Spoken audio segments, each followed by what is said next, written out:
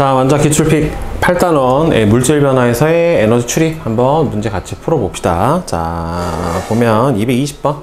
자, 보자. 다음은 물질 변화와 에너지 출입에 대한 학생의 대화래요. 제시한 학생, 내용이 옳은 학생만을 있는 대로 고른 것은 항상 에너지를 방출하는 건 아니고 에너지의 출입이 일어나게 되는 거고요. 물질 변화가 일어날 때 에너지를 흡수하면은 주변에서 흡수를 한 거니까 주변 온도는 낮아져야 되는 거고, 기와는 에너지를 흡수하는 반응이니까 C만 맞게 되겠고요. 그 다음에 221번. 다음은 얼음물이 담긴 컵을 실온에 두었을 때의 모습과 이에 대한 설명이다. 자, 얼음물이 담긴 컵을 실온에 두면 얼음은 열 에너지를 어떻게 됩니까? 흡수를 해서 물이 되고, 컵 표면에서는 공기 중에 수증기가 액화가 되죠. 열 에너지를 어떻게 돼요? 수증기가 물이 되는 거니까 방출하면서 물이 되어 맺히게 됩니다.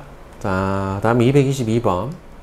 다음은 숯이 연소하는 반응을 화학 반응으로 나타냈대요. 연소 반응이니까 반드시 산소가 필요할 거고요. 그래서 기억은 산소가 맞고, 반응이 일어나면은 발열 반응이죠. 대표적으로 연소는 주변의 온도가 주변으로 방출하니까 높아져야 되겠죠. 자, 그 다음에 223. 표는 몇 가지 물질 변화를 기준 가에 따라서 분류를 했대요. 처리 녹이수는 산화, 부식 반응, 묽은 염산과 수소나트륨의 중화 반응, 그러니까 결국에 얘는 뭡니까? 발열 반응에 해당이 되고요. 그 다음에 알코올의 기화 또는 질산암모늄의 융해는 대표적인 흡열 반응에 해당이 됩니다. 따라서 가로 적절한 것은 바로 뭡니까? 열 에너지를 방출하는 게 예에 해당이 되는 거니까 결국에는 4번이 맞게 되겠죠. 자, 그 다음에 224번. 그림과 같이 물을 뿌린 나무판 위에 삼각 플라스크를 올려놓고 질산암모늄과 수산화 바륨을 반응을 시켰더니만 나무판이 삼각 플라스크에 달라붙었대요. 그 이유는 물이 얼음이 되면서 플라스크하고 나무판하고 달라붙게 된 거예요. 결국에.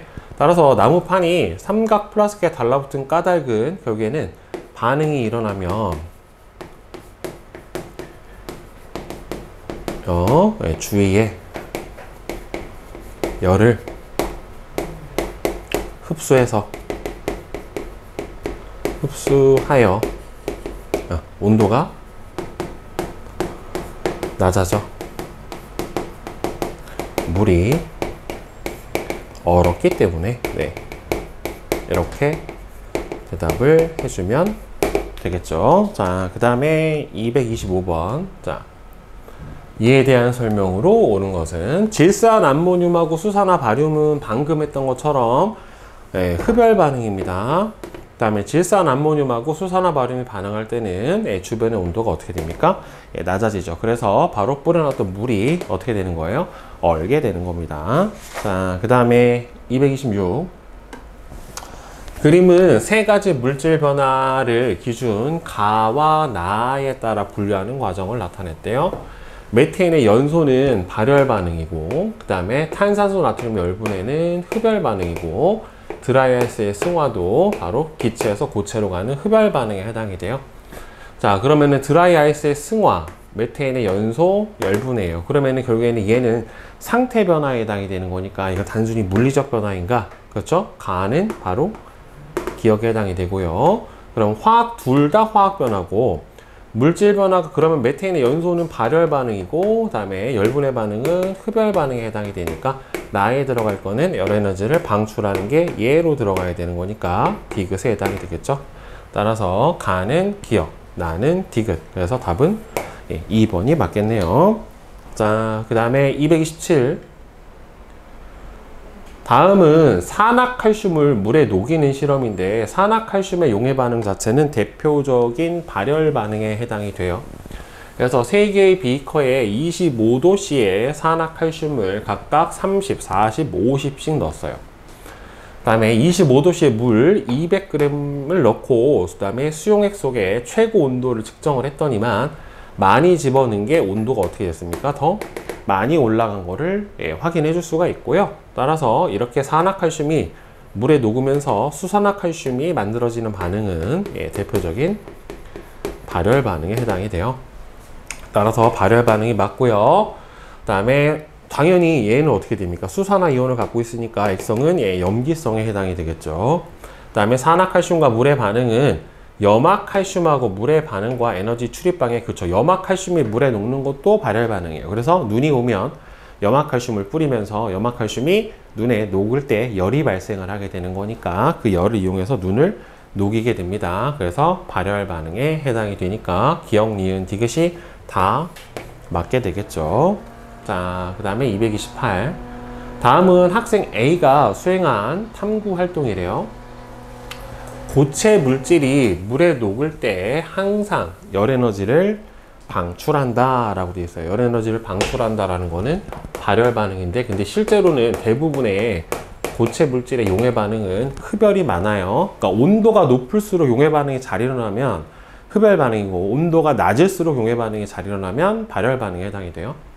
25도씨의 물 100g이 담긴 비커에 25도씨의 고체 질산 나트륨 Xg을 녹이면서 수용액의 최저 온도를 측정했더니만 24도랬대요. 그 다음에 25도씨의 물 100g이 담긴 비커에 25도씨의 고체 수산화 나트륨을 녹였더니만 최고 온도가 28이었대요. 그러면 첫 번째 반응 같은 경우에는 온도가 낮아졌죠. 그러니까 얘는 흡열 반응에 해당이 되고, 얘는 온도가 녹이면서 높아졌으니까 이 경우는 발열 반응에 해당이 되니까 가설이 틀렸죠. 따라서 가설은 옳지 않다가 따라서 기역에 해당이 되는 거는 맞겠고요. 가에서 반응이 일어나면은 주변의 온도가 낮아지게 되죠. 흡열 반응이니까. 그러니까 보통 이렇게 흡열 반응이면 온도를 높여줘야 따뜻한 물에 더 잘 녹아요. 가와 나에서 반응이 일어날 때 에너지 출입 방향은 서로 반대죠. 그래서 맞는 거는 기억하고 니은만 맞아요. 자, 그 다음에 229번. 그림은 화학 반응이 일어날 때 에너지의 변화를 나타내는데, 지금 보면은 반응 물질의 에너지 값이 생성 물질의 에너지 값보다 더 많은 걸로 봐서 이 반응은 무슨 반응에 해당이 됩니까? 발열 반응에 해당이 돼요. 자, 그래서 기역이 일어날 때는 에너지를 방출하죠. 이 반응 물질과 생성 물질의 에너지 차이만큼 방출합니다. 기역이 일어날 때 주변의 온도가 어떻게 돼요? 발열 반응이니까 높아져야지 맞는 거고, 그 다음에 염화 암모늄하고 수산화 바륨이 서로 반응하는 거는 대표적인 흡열 반응에 해당이 되기 때문에 디귿은 해당 사항이 없죠. 그래서 답은 3번이 맞습니다. 자, 그 다음에 230번. 다음은 광합성과 세포 호흡에 대한 설명인데, 광합성은 대표적인 흡열 반응이고 호흡은 발열 반응이에요. 광합성은 식물이 빛에너지를 흡수해서 일어나는 반응으로 포도당은 생명체의 양분으로 사용이 되고요. 세포호흡이 일어날 때는 뭐를 뭐해서 이 에너지는 체온이나 운동 등의 생명활동에 이용이 된다. 그러니까 이게 실제로는 세포호흡이 일어날 때는 그 ATP라고 하는 생체 저장 에너지와 그 다음에 보통은 열 에너지, 이 두 가지를 방출해요. 그러니까 전체는 에너지를 어떻게 되는 겁니까? 방출. 해서 이 에너지는 체온 유지나 운동 등의 생명 활동에 이용이 된다. 그러니까 두 개가 다 합쳐져 있는 에너지다라고 볼 수가 있을 것 같아요. 그럼 화학 에너지는 기억은 안 되죠. 그러니까 저장되는, 포도당에 저장되는 에너지가 화학 에너지고, 열 에너지는 디귿으로, 그렇죠. 열 에너지 일부를 방출하니까 맞죠? 그 다음에 니은하고 리을은 얘는 흡수고 이 녀석은 방출이니까 틀렸죠. 그래서 니은만 맞아요. 자, 그 다음에 231. 다음은 물질 변화가 일어날 때 열 에너지를 흡수하는 것을 나타내는 두 가지 예이다. 출입하는 것을. 자, 손난로는 철가루와 산소에, 이거는 철의 산화 반응에 해당이 되고, 대표적인 무슨 반응입니까? 발열 반응에 해당이 되고요. 냉찜질 팩은 질산암모늄하고 물이 반응을 할 때 얘는 흡열 반응에 해당이 돼요. 자, 이에 대한 설명으로 옳은 것은 가가 일어나면은 에너지 방출 맞고, 가가 일어날 때 주변 온도 올라가고, 가는 발열이고, 나가 일어날 때는 에너지를 흡수하고요. 주변의 온도가 낮아지고 나는 흡열이고 나는 드라이 아이스의 승화, 고체에서 기체로 가는 에너지 흡수 반응에 해당이 되니까 1번하고 7번이 맞게 되겠죠. 그죠? 자, 그 다음에 232번. 물질 변화가 일어날 때 에너지를 흡수하는 현상을 이용하는 예로 옳은 것은 자, 흡열 반응인 거를 골라주는 거니까 자, 여기서 대표적인 흡열 반응인 거는 뭐에 해당이 됩니까? 바로 5번하고 6번이 대표적인 흡열 반응에 해당이 되겠죠. 자, 그 다음에 233번 냉장고하고 소화기에 대한 설명이래요. 냉장고에서는 냉매가 액체 상태에서 기체 상태로 기화하면서 에너지를 흡수해요. 흡열하니까 냉장고 안에 열을 흡수해서 냉장고가 시원해지는 거고, 소화기 안에 들어있는 탄산수 나트륨은 열분해되면서 어떻게 됩니까? 에너지를 흡수하죠. 흡열을 하니까 결국에는 불이 꺼진다. 그래서 기억은 물리변화고 니은은 화학변화인 거는 맞고요. 둘 다 흡열 반응이니까 온도 낮아지고 열 에너지를 흡수하는 반응에 해당이 되니까 3번에 해당이 됩니다. 자, 그 다음 234. 태풍에 대한 설명이래요. 태풍은 바다에서 에너지를 흡수해서 증발한 수증기가 그 다음에 물로 응결되는 과정에서 이때 응결열을 방출해요. 그래서 얘가 태풍 내부의 온도를 올리면서 태풍의 세력을 유지시켜 주게 되는 겁니다. 그래서 물질 변화가 일어날 때 얘는 흡열 반응에 해당이 되고요. 그 다음에 나는 발열 반응에 해당이 되기 때문에 따라서 에너지의 출입 방향이 가와 나와 같은 것은 흡열 반응인 거는 광합성, 그 다음에는 여기서 발열 반응인 거는 에어컨 실내기 같은 경우에도 흡열이죠. 발열 반응인 거는 이 중에서 세포 호흡이 발열에 해당이 되는 거니까 따라서 맞는 거는 1번이 맞게 되겠네요. 그죠? 자, 그 다음에 235번 봅시다. 다음은 우리 주변에서 관찰할 수 있는 두 가지 현상이래요. 가스레인지에서 메테인의 연소는 발열, 음료수에서 얼음 속의 융해는 고체에서 액체로 가는 거니까 이거는 흡열에 해당이 되겠죠. 자, 간은 산화칼슘 발열 용기에서 일어나는 반응과 에너지의 출입 방향이 서로 같죠. 발열 반응이니까. 그 다음에 나가 일어나면 흡열이니까 주변 온도가 낮아지고요. 과수원에서 개화식에 물을 뿌려서 물이 얼면서 응고열을 방출을 해서 냉해를 예방하는 것은 발열 반응의 예를 이용을 한 거기 때문에 맞는 건 1번만 맞게 되겠죠. 자, 다음 236은 빵을 구울 때 일어나는 반응에 대한 설명이래요. 빵 반죽에 탄산수소 나트륨, 소다죠. 소다를 넣으면 다음과 같은 반응이 일어나 빵이 부풀어 오른대요. 탄산수 나트륨이 탄산 나트륨 물하고 이산화탄소가 발생을 해요. 따라서 기억은 CO2가 맞고요. 탄산수소 나트륨이 분해될 때 열 에너지를 흡수하는 대표적으로 여기서 뭐라고 그랬어요? 가열한다고 되어 있으니까 흡열이고요.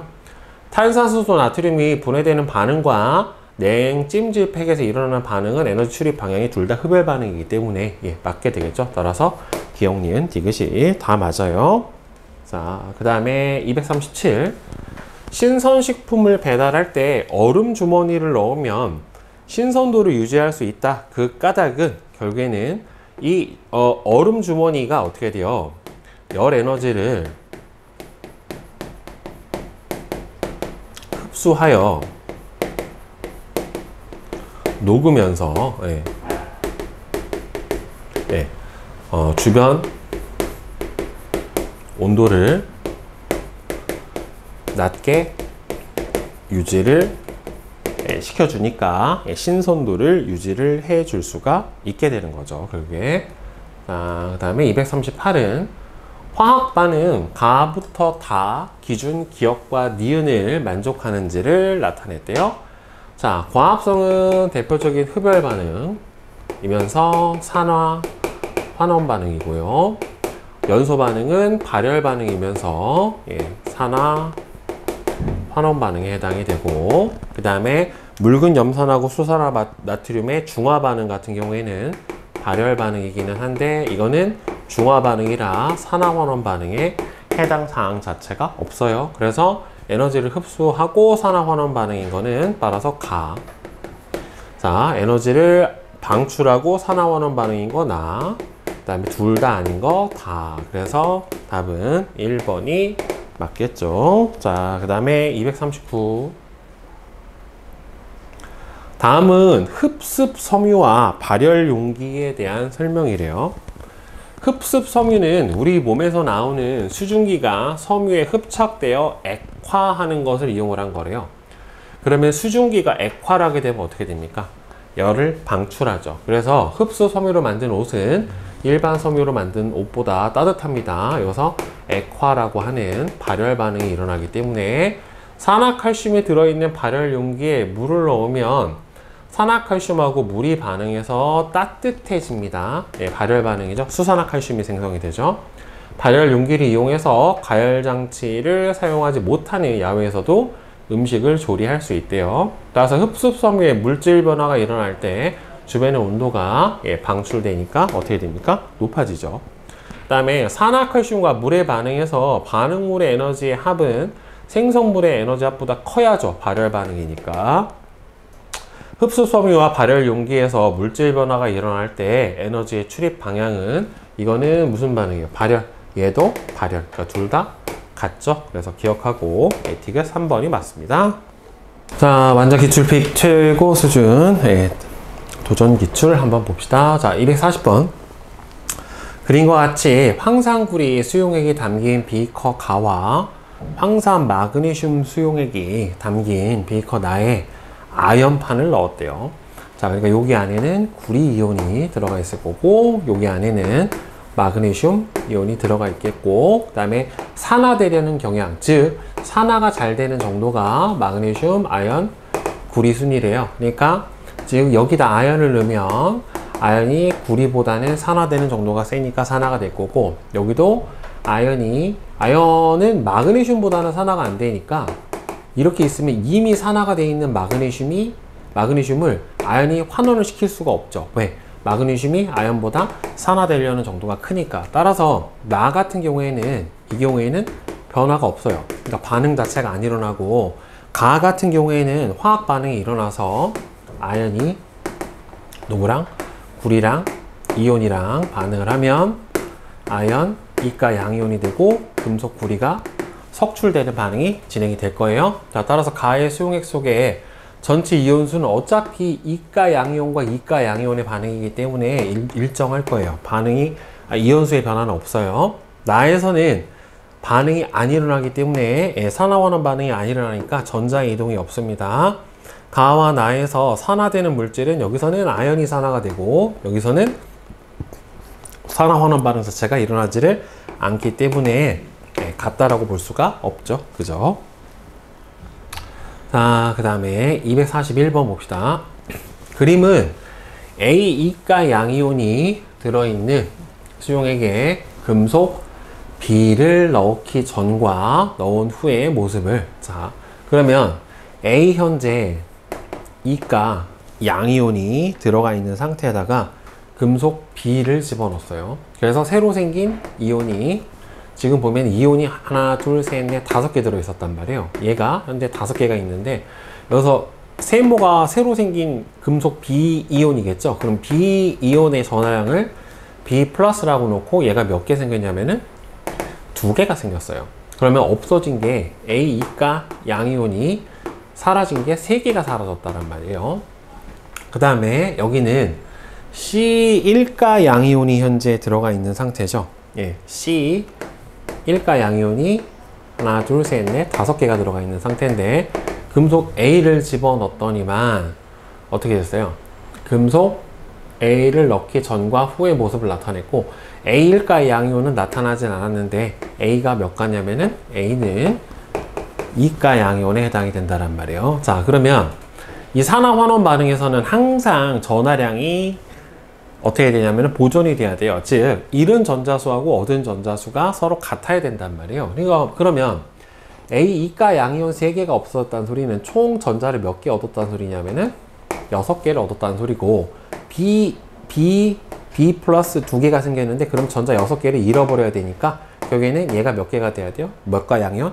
3가 양이온이 돼야 2개가 생겼을 때 총 6개의 전자를 잃어버릴 수가 있겠죠. 따라서 B는 뭐가 되냐면 B 3 플러스 3가 양이온이 될 거고, 그 다음에 지금 A 2가 양이온이 몇 개 생겼냐면 2개가 생겼어요. 따라서 총 잃어버린 전자수는 몇 개?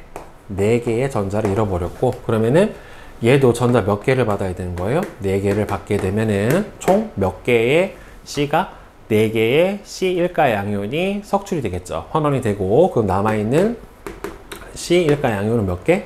1개가 남아있게 될 거예요. 자, 금속 A부터 C가 산화되려는 경향은 일단은 저 상태에서 B가 A를 산화시켰기 때문에 B가 A보다 산화되려는 경향이 크고, A가 누구보다? C보다 산화되려는 경향이 크니까 BAC 순이 되는 거 맞고요. N은 B가 아니라 2가 아니라 3가 양이온에 해당이 되죠. 그 다음에 나에서 반응 후 수용액 속 양이온 수의 B는 2대 1이 돼야지 맞을 겁니다. 자, 따라서 틀렸어. 이거는 1번 기억만 맞죠. 자, 그 다음에 242번 봅시다. A 2가 양이온의 수가 10N개인 수용액에, 자, 지금 현재 A 2가 양이온이 10N개가 들어가 있는 수용액에 충분한 양의 금속 B를 넣었어요. 근데 B N가 양이온이 생기죠. 점점 늘어날 거란 말이에요. 그럼 B N 플러스가 점점 생겨서 이때 반응한 B 원자수에 따른 수용액 속 A 2가 양이온분의 B N가 양이온의 수를 나타내는데 얘가 5N개가 반응을 했대요. 그랬을 때 이 비율이 2가 나오려면 결국에는 B N가 양이온이 몇 개 생긴 거예요? 5N개가 생긴 거고, 그러면은 A 2가 양이온이 2.5N개가 돼야 값이 2가 나타나겠죠. 그러면은 10개 중에 2.5N개가 됐으면 결국에는 석출된, 환원된 A 2가 양이온의 수는 7.5N개가 될 거고, B N가 양이온은 5N개만큼이 생겼는데, 이렇게 됐었을 때, 자, 이 N과 5의 곱이 뭐가 돼요? 5N개의 곱이 잃어버린 전자수, 2와 7.5N개의 곱이 얻은 전자수에 해당이 되니까 15N개를 전자를 얻었죠.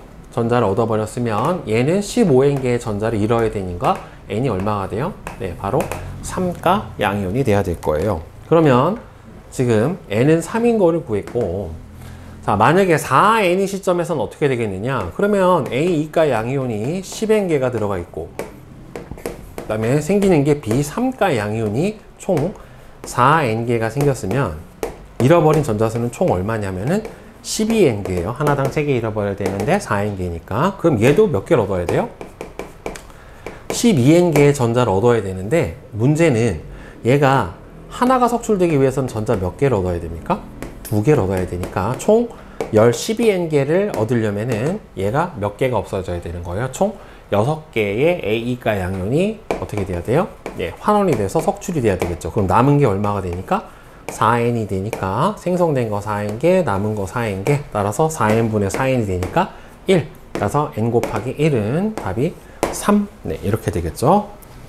자, 그 다음에 243번 봅시다. 표는 각각 다른 부피의 묽은 염산, 수산화 나트륨 수용액, 수산화 칼슘 수용액에 대한 자료를 나타냈어요. 자, 지금 염산, 수산화 나트륨, 수산화 칼슘인데 전체 부피 수용액에 들어있는 양이온의 모형이에요. 그럼 수소 이온이 몇 개? 3개. 그럼 얘도 3개 들어있을 거고, 20ml 양이온이 하나, 둘, 셋, 넷, 다섯, 6개 들어있으면 수산화 이온도 6개. 그래서 칼슘이 하나, 둘, 셋, 넷, 다섯, 6개 들어있으니까 일단 OH-는 12개가 들어있는 이런 상태가 될 거란 말이에요. 그죠? 자, 그러면 같은 부피의 수용액에 존재하는 전체 이온수가 단위 부피당 이온수를 보면은 얘는 10ml의 가 같은 경우에는 총 어떻게 돼요? 10ml에 6개가 들어있는 거고, 그 다음에 나는 20ml에 12개가 들어있는 거고, 그 다음에 단은 30ml에 총 18개가 들어있으니까 단위 부피당 이온수, 즉 얘는 10분의 6, 얘는 10분의 얼마가 되겠습니까? 6. 얘도 어떻게 돼요? 나눠주면은 10분의 6에 해당이 되니까 단위 부피당 이온수는 어떻게 됩니까? 다 같아야 되겠죠? 그죠? 그래서 기억은 틀렸고, pH는 얘는 산성이고 이 둘은 즉 수산화 이온의 농도를 봐야 되는데, 여러분들 가하고 다하고 보면 당연히 얘가 산성이니까 가는 다보단 작아야 되겠죠. 이거는 맞죠.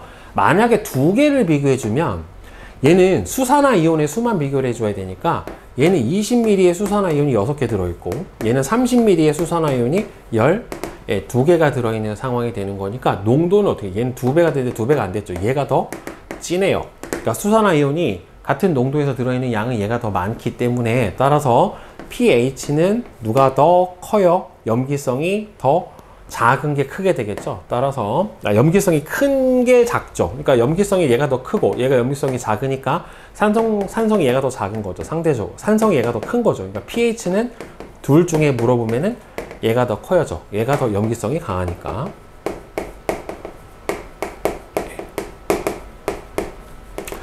염산 10ml하고 수산화칼슘 10ml를 혼합한 용액의 액성은 중성이 된다. 얘는 10ml에 수소이온 몇 개 있어요? 3개 있어요. 지금 30ml에 몇 개 있어요? 수산화이온이 12개 있어요. 그럼 10ml에는 몇 개 들어있어요? 4개가 들어있으니까 완전 중화가 되지 않죠. 액성은 뭐가 됩니까? 중성이 아니라 염기성이 될 거예요. 왜 그러냐면 수산화칼슘은 이가 염기이기 때문에 그렇습니다. 그러니까 한 입자 하나당 2개의 이온을, 수산화 이온을 낼 수 있기 때문에 중화가 되지 않아요. 자, 표는 묽은 황산과 수산화 나트륨의 수용액에 부피를 달리하면서 혼합한 용액에 대한 자료를 나타냈는데, 생성된 물 분자 수가 점점 늘어나죠. 그러니까 라일 때 어떻게 돼요?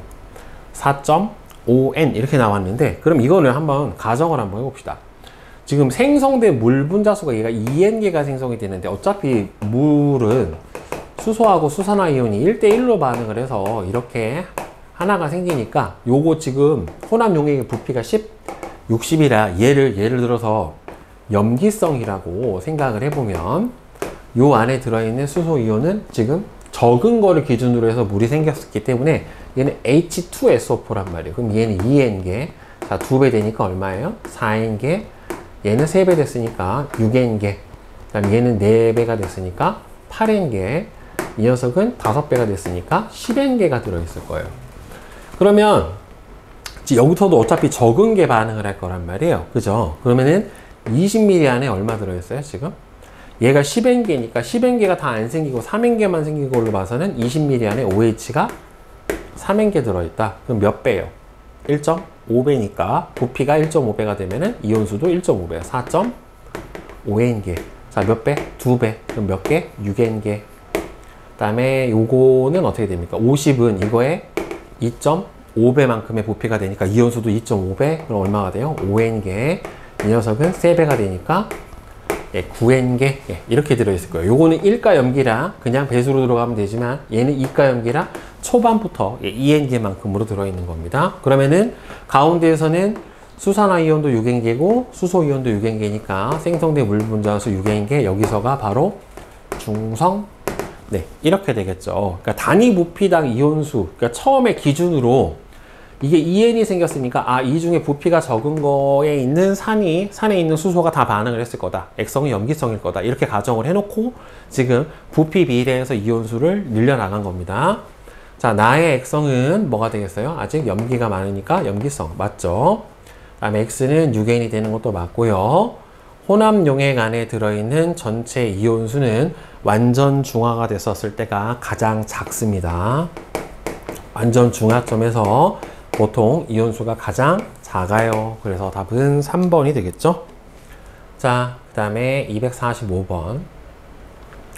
표는 묽은 염산과 수산화 나트륨 수용액의 부피를 달리해서 혼합한 용액 가와 나에 대한 자료를 나타냈대요. 자, 염산하고 수산화 나트륨하고 혼합했었을 때 혼합 용액에 들어있는 양이온수가 5N개고요. 다음에 얘는 80, 40을 했었을 때 12N개에 해당이 됐어요. 근데 이거를 풀 때요. 자, 보면 혼합 용액의 액성이, 그러니까 이런 문제는 어떻게 되냐면, 예를 들어서 산과 염기를 섞어서 여기가 혼합 용액이 됐는데, 이 혼합 용액에 만약에 액성이 산성이라고 생각을 해보면, 혼합 전에 산에 들어있는 총 이온수하고 염기 혼합 용액에 들어있는 총 이온수하고 같아요. 얘하고 같아요. 그리고 만약에 산하고 염기하고 섞어서 혼합 용액을 만들었는데, 혼합 용액의 액성이 염기성이라고 하면 혼합 전에 들어있는 염기의 총 이온수와 혼합 후에 혼합 용액에 들어있는 총 이온수는 서로 어떻게 되냐면 같아요. 이게 왜 그런지 선생님이 여기 수식으로 한번 보여줄게요. 만약에 염산이 수산화 나트륨하고 반응을 했어요. NaOH하고 반응을 했는데, 자, 얘가 10N, 10N이 들어있고 얘가 4N, 4N이 들어있으면 혼합을 했었을 때 중화 반응을 시키면 얘는 다 반응을 하고, 여기서 중화 반응을 통해서 4N이 물로 생성이 되니까 6N, 10N, 4N 이렇게 될 거란 말이에요. 이게 혼합 용액 안에 들어있는 총 이온수죠. 근데 혼합 전에 총 얼마가 들어있냐면 산에 20N이 들어있어요. 그 다음에 얘는 6N이 들어있는데, 혼합하고 나서 보니까 어떻게 됐어요? 6N, 10N, 4N 총 20N. 그러니까 액성이 지금 뭐예요?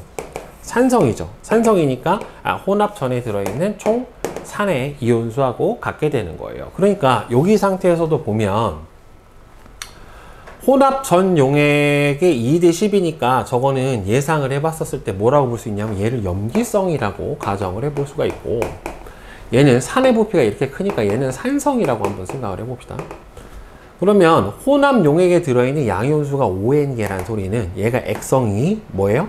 지금 염기성이라고 났기 때문에 염기 안에 혼합 전에 얘가 얼마 들어있었다? 5N, 5N 양이온수만 봤으니까. 그렇죠. 어차피 1대1로 들어있으니까 양이온이 5N개면 음이온도 5N개가 들어있을 거예요. 이렇게 가정을 해보면 얘는 지금 어떻게 되냐면 40N이 돼버리면은 부피가 10분의 4가 된단 말이에요. 그죠? 그러면은 부피가 10분의 4가 됐으니까 이온수도 10분의 4, 즉 0.4배가 되니까 요 안에는 2N개만큼이 들어있을 거예요. 그러니까 결국에는 얘를 산성이라고 치면 양이온수가 총 얼마가 들어있는 거니까 12N개가 들어있는 거니까 결국에는 얘가 12N개, 그러면 저기 염화이온도 12N개가 들어있을 거예요. 그러면은 부피가 20ml면 이거에 4분의 1배만큼 됐으니까 여기는 3N개, 3N개가 들어있겠죠.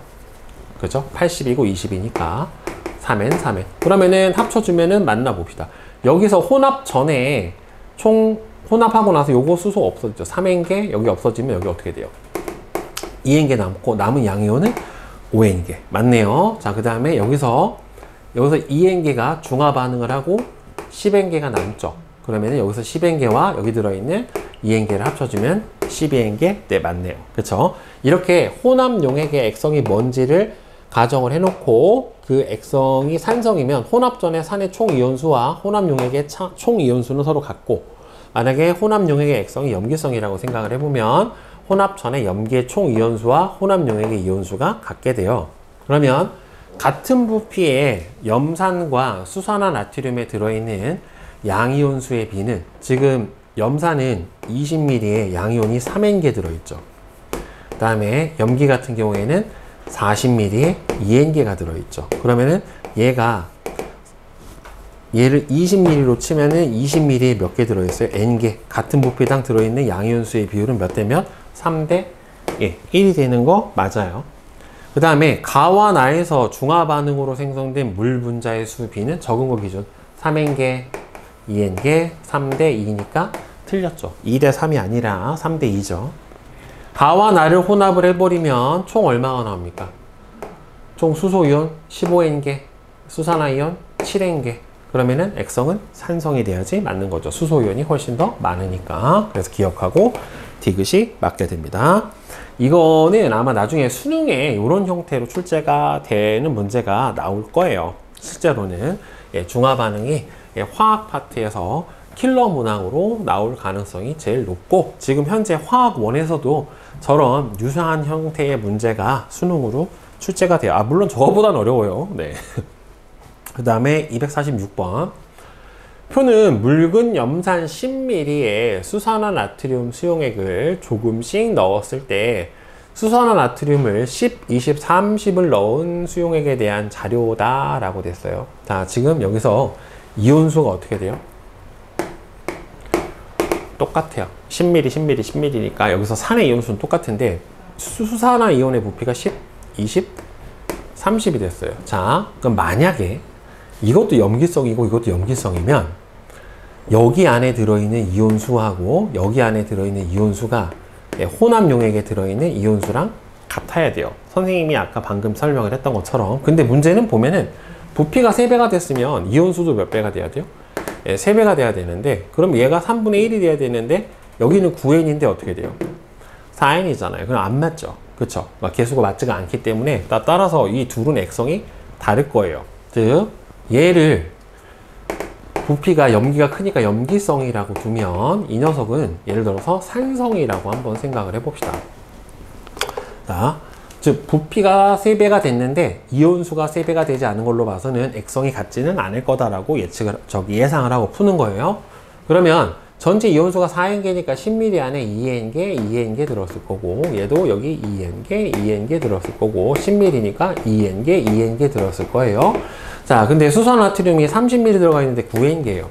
전체 이온수가. 그러면 혼합용액의 액성이 염기성이라고 치면 혼합전 수산화나트륨 안에 들어있는 이온수도 몇 개다? 9N개가 돼야 돼요. 염기 안에 들어있는 게. 그럼 얘는 반 들어있어야 돼요. 1대1이 되니까 4.5N개만큼 들어있을 거고, 얘는 이거의 몇 배가 됩니까? 3분의 2배가 돼야 되겠죠. 그쵸? 3분의 2배가 돼야 되니까 얼마가 들어있어야 되냐? 여기서 3분의 2면은 1.5A 3N개 다시 절반이니까 1.5N개 1.5N개 이렇게 들어가 있을 거예요. 자, 그러면은 여기는 어떻게 되냐면은 혼합용액의 액성이 염기성이죠. 그죠? 따라서 염기의 전체 이온수는 얼마? 6N.